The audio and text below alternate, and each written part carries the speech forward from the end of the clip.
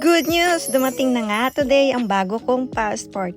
Hi mga langga, konnichiwa. Finally, after waiting ng ilang weeks, nandito ng bagong passport ko. Akala ko aabot ng 1 or 2 buwan.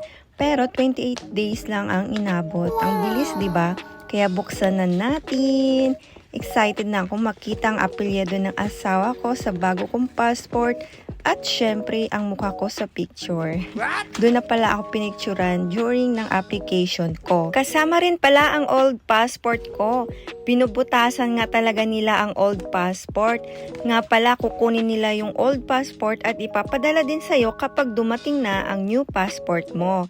Ayan na nga yung bago kong passport.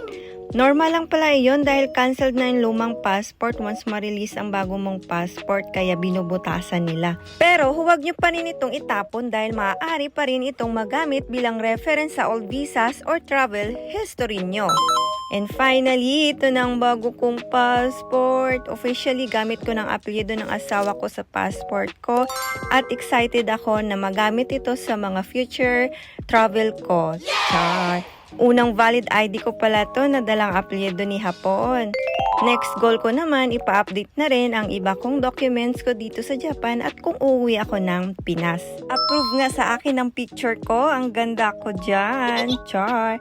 Hindi halata dyan ang saya ko at kinikilig kasi nakita ko ang apelyido ng asawa ko. Ganito pala ang feeling na married na nga talaga ako at isang Japanese pa.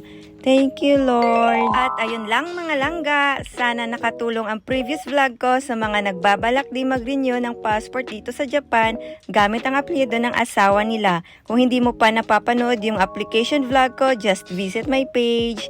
Thank you so much for watching. Don't forget to like, comment, and follow me. Bye mga langga!